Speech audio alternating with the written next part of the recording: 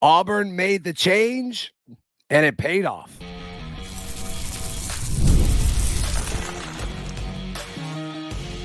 You are Locked On Auburn, your daily podcast on the Auburn Tigers. Part of the Locked On Podcast Network, your team every day.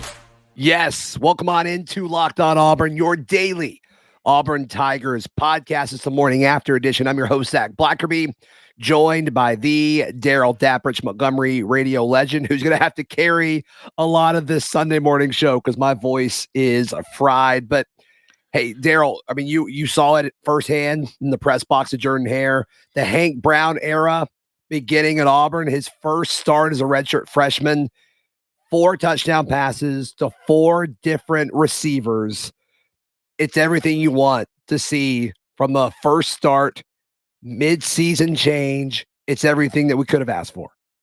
It absolutely is. It was drawn up perfectly. I don't think Auburn did anything in the first quarter to protect him as far as the playbook or trying to shield him. Yeah. They let him fling it, and they called a lot of pass plays. I think the thing that I was most impressed with, number one, the composure of this young man and his progressions and his checkdowns and things that I could see from the press box and other people were talking about around me. Yeah. There were a couple of routes that were run where he had the underneath route wide open, and I'd see him cock his arm back to throw, and I'd go, okay, he's going with the dump down. And I'd see the ball sail 15 yards over that underneath receiver and go to a perfectly thrown ball to the second level. Yeah. The second layer of receivers. Yeah. And it's just that looked a little bit different to me. Now, again, I'm going to always try to keep perspective because of this New Mexico defense and how it was giving up almost 600 yards a game. But still, I mean, there were some things that I saw the ball get out quicker, check downs, looking at secondary receivers. You couldn't have drawn it up any better, and Hugh Freeze said as much in the press conference. He was very pleased with Hank Brown's first start. Yeah, and I love that Hugh Freeze put the narrative to bed quickly, which is something we've seen him do when Peyton was the starter, and there'd be kind of some smoke that would swell up where he would say, no, he's the starter, there's nothing going on. He said Hank Brown's the starter against Arkansas. So that's not going to be a talking point this week. I love that he went ahead and did that.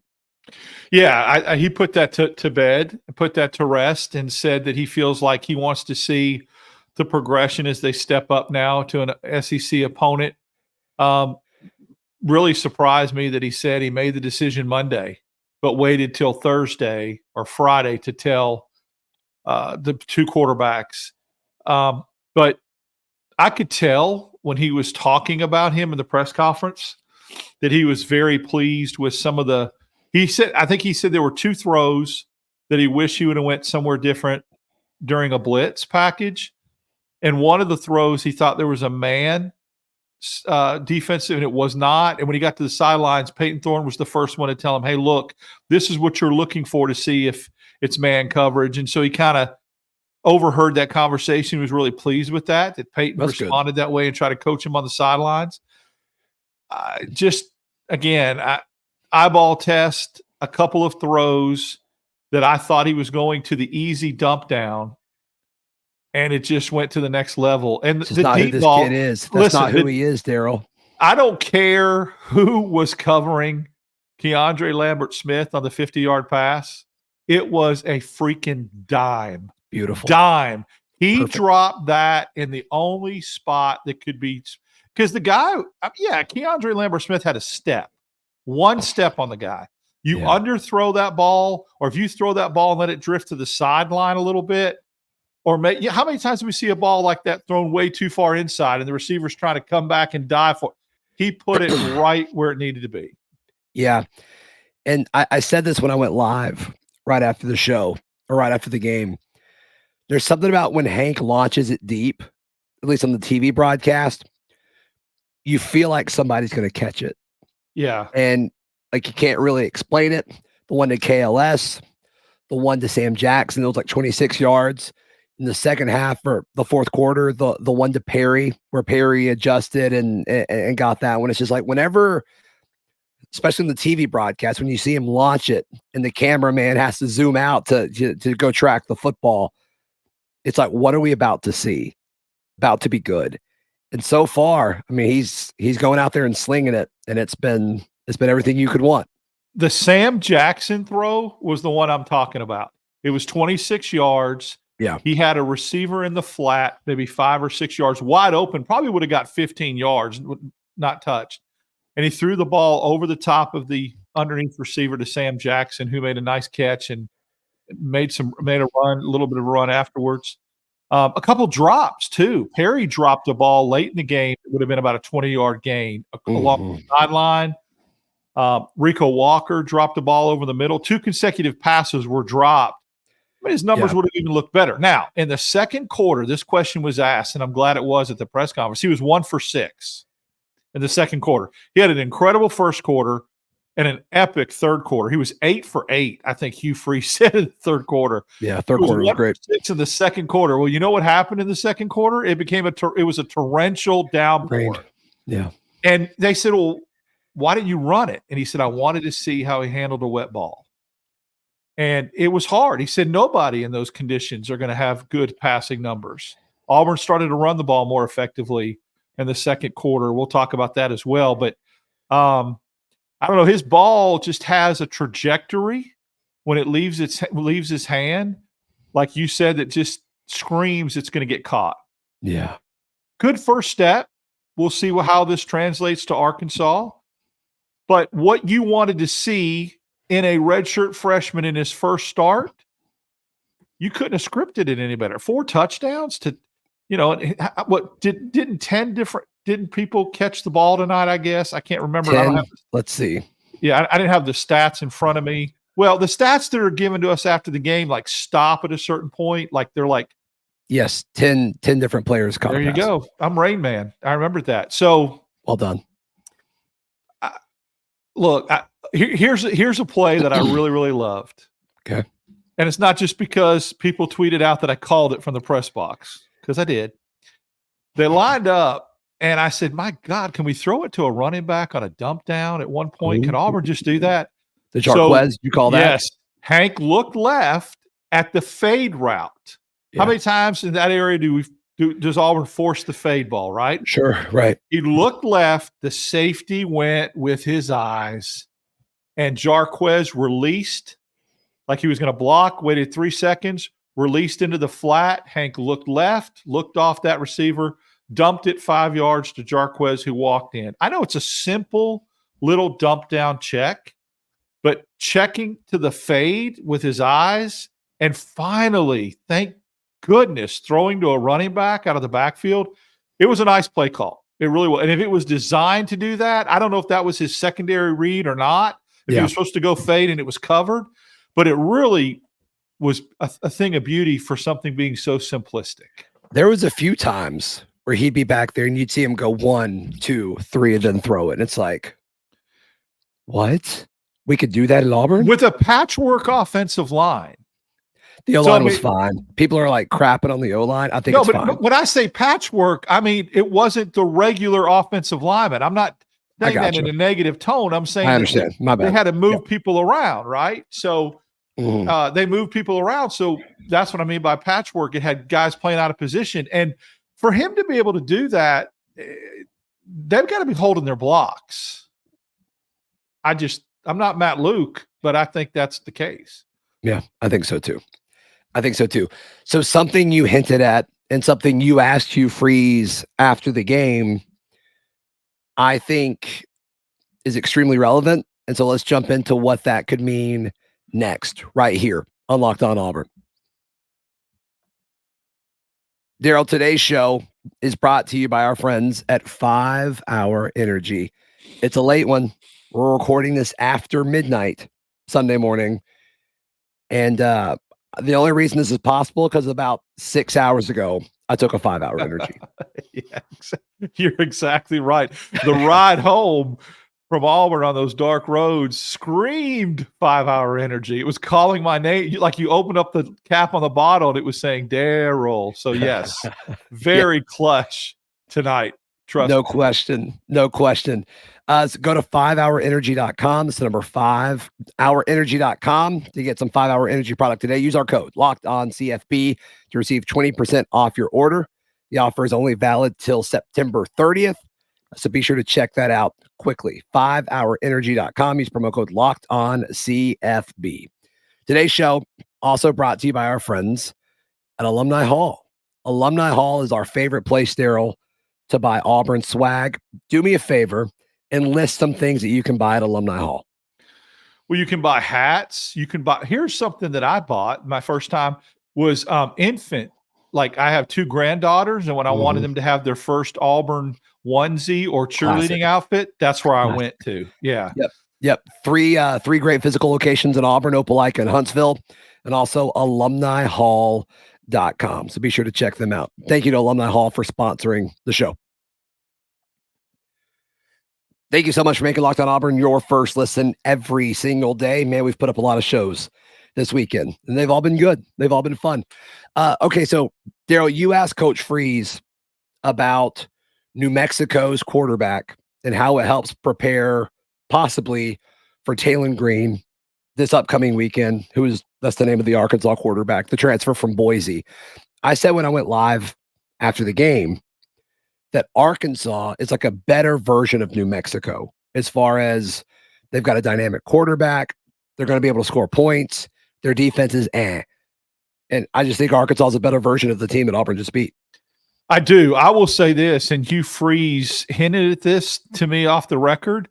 I think Dampier and Green, the quarterback for Arkansas, there's not much separation there. And that's coming from a head coach in Hugh Green that said that kid's special when I was trying to make the comparison. What I wanted to know was there anything that Dampier did that gets you prepared and helps you, as far as game plan or as a test for Green, because they're similar quarterbacks? He said, absolutely. They're both dual threats. Now, the offensive schemes with that Petrino runs is different than what Bronco Mendenhall ran, but he did say they're very similar, dual threat, extend plays with their legs.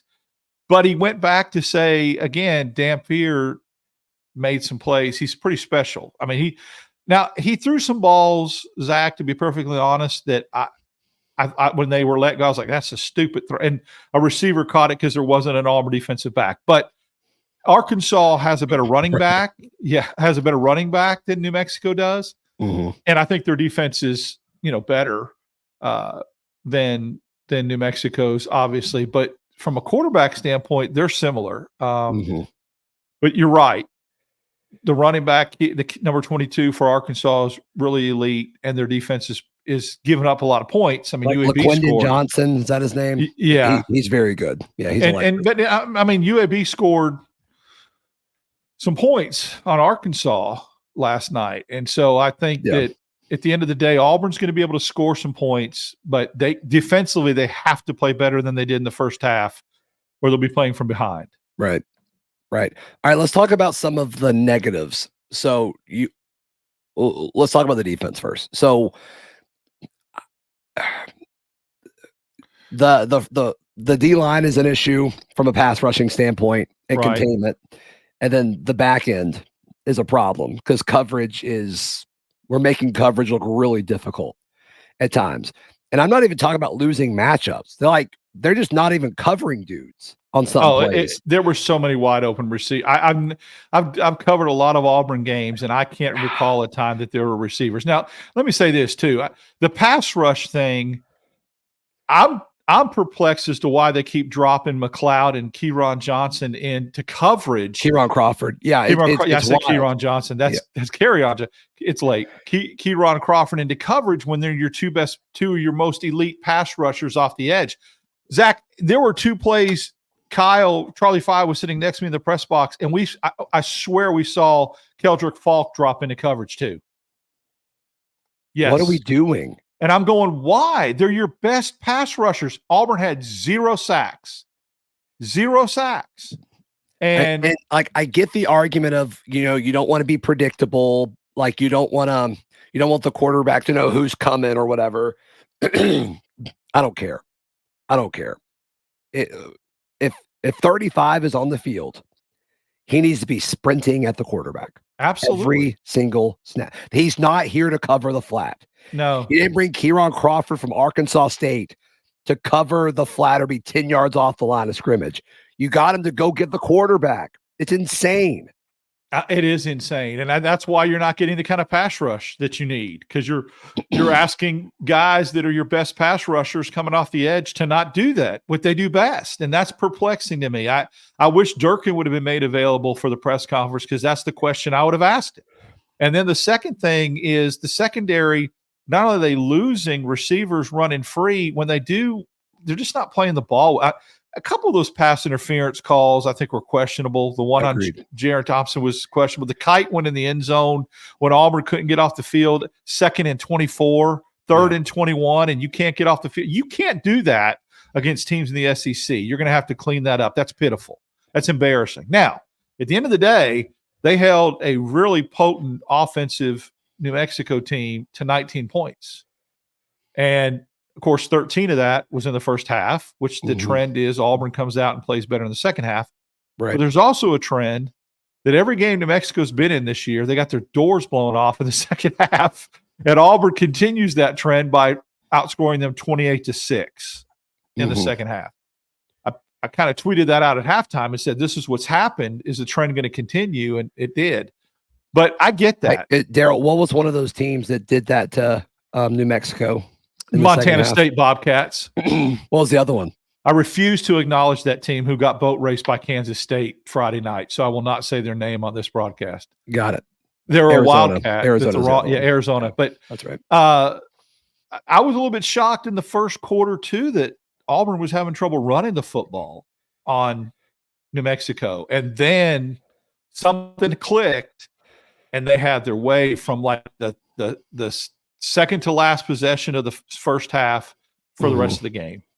Yeah. But yeah, defensively, going back to that, not to get off track, that the secondary didn't play particularly well. Defensive line. Now, here's the other thing that concerned me. Auburn didn't stop the run. At least the first two games, Auburn was, a little bit salty against the run. New Mexico shredded Auburn on the ground. If you've got the stats in front of you, I don't. I think they went for over 160. 157. Dude, I feel like, definitely 157. I'm definitely Rain Man. I mean, yeah, that's. I said 160.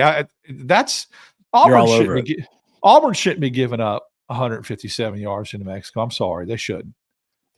On 26 touches, so yeah, I mean that's an average 6 yards a carry. That's what it was at halftime, and they continued that trend throughout the second half. Auburn did not adjust, did not address that, and then I guess Dan Fear threw for over 300. That's a lot of yards to give up. Now we knew New Mexico had an offense that would. I just didn't expect that many. I mean, they had 448 yards of total offense. Like that's a lot. I would have thought that they would have gotten around 350. That's too much. Yeah. To a group of 5 school, that's too much. And I thought if they got up to 350, a lot of it would be like garbage time. And it was the opposite. They did it when the game was competitive, and then they just kind of went away, which isn't good. Like as far as measuring where you are as a team, like that's not the way you want it to be. So like if all that happened in the second half because Auburn was up 20 points, 45 to 10, exactly. We'd feel a lot better about it. But that's not the order that it happened. So I want to ask you about Keontae Scott in a second, because that's probably the most discussed player outside of Hank Brown on this team right now. And I shared my thoughts when I went live yesterday. I want to hear yours. So that's coming up right here on Locked On Auburn. Today's show is brought to you by America's #1 sportsbook. Of course, that is FanDuel. Darrell, more props, odds, lines at FanDuel than anywhere else. And right now, through September 22nd, be here before you know it, all FanDuel customers can bet $5 and get a 3-week free trial of NFL Sunday Ticket from YouTube and YouTube TV. Then with the YouTube TV base plan, you'll be able to watch every regular season Sunday afternoon out-of-market game. Darrell can finally watch his Pittsburgh Steelers. All you need is a Google account and a current form of payment, and you can cancel anytime. Just visit FanDuel.com to download America's #1 sportsbook. Darrell, the most controversial player on this team right now is Keontae Scott. Muffed punt. Seemed like New Mexico, when their offense was dealing, is when they were targeting the guy who Keontae Scott was covering. It's not the best look in the world. Now, he's been battling injuries. Is he still hurt? Is he just out of position? Is he uncomfortable when the ball's in the air and heading his direction? Like, this isn't what we thought he would be at this point. I wonder if, to me, I think it's probably a combination of all those factors. I do know he's still nursing that hamstring, and those conditions tonight not conducive to play on a sore hamstring. So he was very cautious and ginger the way he was cutting, moving side to side. Yeah. Like because of the wet surface. But I also feel like there's an adjustment period where he doesn't look as comfortable on the outside. And the problem is with Kayin Lee being banged up with a calf issue, right? A calf strain that they feel like he should be back next week. What's your option? I mean, if Antonio Kite would play a little bit better in the secondary, not get penalty. He had that big pass interference call. He also gave up the touchdown. The guy out physicaled him, Medford, in the right corner of the end zone. If he would emerge and lock down a corner, then you could move Scott back inside. But right now, I disagree. Pardon me? I don't think I agree with you there, because I think they're concerned with how thin they are at corner. And my big thing is, like, I think if they had another corner, they would move Scott back inside. But I just don't think I don't think there's enough guys on the roster that make sense for them to do that. Well, that's what I'm saying. If there was, including Kite, if Kite would be that guy and be the other corner opposite Kayin Lee, if Kite could play that outside corner position at a higher level, why wouldn't you move Scott back inside? But he can't. But he's not. Because I think they think, and I agree with them, that you need 4 corners. I mean, we're down. Like, we saw what it looked like without Kayin. Yeah. It was not good. And I do think that's part of, we talked about this with like Auburn having wide receiver 2s. And then it's like, okay, we finally get a wide receiver 1 and everybody kind of slots into place. I think you can do the same thing with corner. Like, I don't think the performance that they had against New Mexico is who they are. I don't think they're great, but I do think they're better than that, because if Kayin's on the field, you can cover some other things up. I do. I agree with that. I think not having your best cover corner not on the field tonight, it was exposed some things. There's no doubt. He's dealing with a calf injury. You can have my calf muscle if you need it, Kayin Lee. But like, they've got to get him back, or it's going to be bad. Yeah, because Arkansas's got some receivers even better than New Mexico's. New Mexico's had some drops. Now that Medford guy made a couple catches. He was pretty special. But yeah, they had a few guys, and I'm like, these guys aren't bad. Yeah, if Kayin Lee can, no, you're right. And if Kayin Lee can just hold that, I mean, come back and that calf thing be better, that does change the dynamics of that defensive backfield. Mm-hmm. Yeah, I think so too. Any other elements from the game that you want to discuss before we wrap up? Yeah, special teams, underrated, unheralded. No one asked about it, but Auburn's first touchdown, which really takes a lot of pressure off Hank Brown when you get that kind of field position on your first drive. Nice return by Jeremiah Cobb. Second half, Malcolm Simmons had a nice return, set Auburn deep, set him up deep into New Mexico territory. That's a great way to start the game when you've got a redshirt freshman. So kick returns were special. Mm-hmm. Auburn's got to clean up the penalties too. I mean, only because New Mexico was stupid and had more penalties. But I mean, Auburn had a great opportunity at the end of the first half to go in and kick a field goal. Had the ball in New Mexico's 38-yard line. Had holding on the punt return and a personal foul.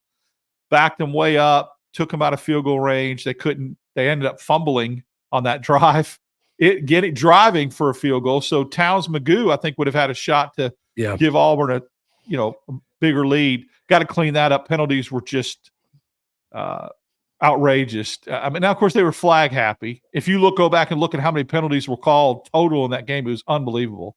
Yeah, Auburn's got to do a better job. That was a crew that wanted They wanted to slow the game down. They wanted to Yeah. make that about them for a little bit. So we'll see. Are you concerned at all about the running backs not holding on to the football? Yeah, I mean, it's got to get cleaned up. I mean, we put it on the ground 3 times, and once it got recovered by New Mexico. One of the other fumbles, both Hank Brown and Rivaldo Fairweather fell on it. What kind of hustle play is that? Yeah, that your quarterback trails the play and falls on the ball. Yeah, they need to clean that up.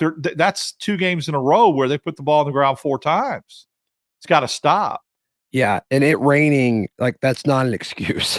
No, it's not. It was the ball got hit. The first one was just the helmet on the ball popped out on Austin, and then Hunter fumbled. Like you got to hold on. It doesn't matter. Like, you got to hold on to the ball. Yeah, it's like the way we talked about this running back room all off season. The way Hugh Freeze got on the main stage at SEC Media Days and talked up these guys.